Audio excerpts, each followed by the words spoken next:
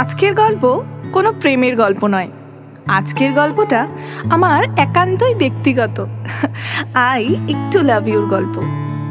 ভাবতে বসে গেছেন তো কি না কি আবার বলতে শুরু করেছে। আরে না না, সব গল্পই তো আর একরকম প্রেমের গল্প হবে তার কি কোনো মানে আছে? তখন আমার টেবিল টেনিস প্র্যাকটিস চলছে চরম লেভেলে। ইন্ডোর স্টেডিয়ামে খেলা, সেখান থেকে প্র্যাকটিস থেকে কলেজে এক ধুমধুমার কাণ্ড। একদিন এইরকমই ন্যাশনাল খেলার ব্রেকে বসে বসে ফেসবুক ঘাঁটছিলাম। হঠাৎ করেই টুম করে মেসেঞ্জারে মেসেজ আসলো। বিশেষ একটা পরিচিতি না থাকায় খুব যে বেশি কথা বললাম তাও নয়, কিন্তু ওই হাই হ্যালো এই কথা সে কথা চলতে চলতে একদিন হঠাৎই প্রস্তাব এলো, চলো দেখা করি।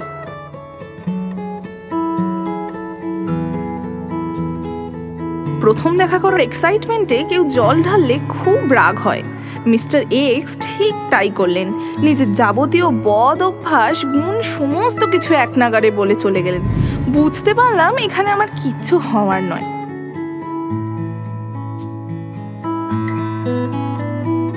ছেলেটিকে আমার বিশেষ একটা পছন্দ হয়নি, তাছাড়া যার এত বদগুণ তাকে নিয়ে কিভাবেই বা কেউ স্বপ্ন দেখতে পারে।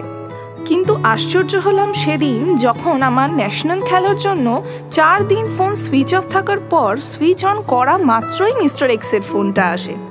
আবার সেই চিরাচরিত ভাত বকা শুরু করলো। এ কথা সে কথা বলতে বলতে গুলতাপ্পি মারতে মারতে সব কিছু শেষ করার পর বাবুমশাই হঠাৎ বলে বসেন, দেখ ভালোবাসা তো এরকমভাবে হয় না, তাই আই একটু লাভ ইউ।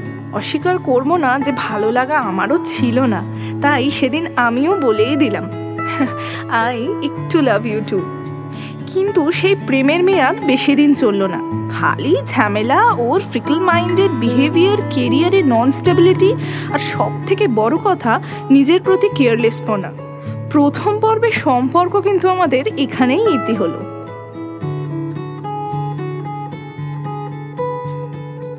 কিন্তু তখন মনের মধ্যে একটা কষ্টের অনুভূতি সব সময় থেকেই যেত। ওর সামনাসামনি আসতো, ঝামেলার সূত্রপাত হয়ে যেত। শেষমেশ আমার এক দিদির বিয়ের দিন আমার বন্ধুর কাছ থেকে আমার নতুন ফোন নাম্বার জোগাড় করে আমায় ফোন করে সে মারাত্মকভাবে কনভিন্স করলো আর প্রমিস করলো নিজের প্রতি কেয়ারলেসপনা কমাবে, কেরিয়ারে স্টেবিলিটি আনবে, আর আমি যা বলবো ও তাই শুনবে। প্রথম এ কথা আমার বিশ্বাস না হলেও পরে ভাবলাম ঠিক আছে, একটা সেকেন্ড চান্স তো সবাই ডিজার্ভ করে। কিন্তু আমার ভয় ছিল ওর জীবনে ও যদি এস্টাবলিশড না হয় তাহলে এই সম্পর্কের ভবিষ্যৎ কি। এই চিন্তা ভাবনা থেকেই আমি ওকে বলি, তুই বরঞ্চ জিম জয়েন কর, শরীর স্বাস্থ্যও ভালো হবে, মনটাও ভালো থাকবে। আর সেটাই ছিল টার্নিং পয়েন্ট। জিম করতে করতে বাবুমশাই ডিসাইড করেন জিম ইনস্ট্রাক্টর হবেন। তারপর শুরু হলো জীবনের সফল জার্নি।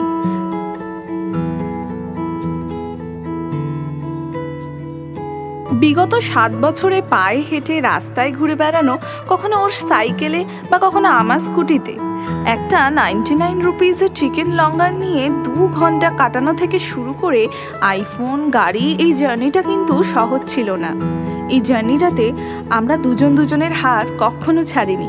আমার এই প্রচণ্ড রাগ সেটা কিন্তু সামলাতে পারে শুধুমাত্র ও। টাচুট ও এটাও স্বীকার করে যে আজকে ওর এই সাকসেসের জন্য আমার অবদান অনেকখানি। তাই এই পথ চলাকে আরো সুন্দর করব বলে আমরা দুজন সিদ্ধান্ত নিয়েছি। আগামী 20 ফেব্রুয়ারি 2 পরিবারের গুরুজনদের সম্মতি নিয়ে আমরা বিবাহ বন্ধনে আবদ্ধ হব। আপনারাও আসবেন কিন্তু। সেদিনও বুঝিনি আমি যে চোখে পড়েছি ধরা, এভাবে আমার হয়ে যাবে। আলগোছি পায়ে পায়ে যে কবিতা হলো শুরু, এভাবে মলাট খুঁজে পাবে। হাওয়া কেন চেনা আঙুলে, হাওয়া কেন আমাকে ছুলে, আমিও কি পড়েছি প্রেমে অকারণ। হাওয়া কেন চেনা আঙুলে, হাওয়া কেন আমাকে ছুলে, আমিও কি পড়েছি প্রেমে অকারণ। সেদিনও বুঝিনি আমি যে চোখে পড়েছি ধরা, এভাবে আমার হয়ে যাবে। আলগোছে পায়ে পায়ে যে কবিতা হলো শুরু, এভাবে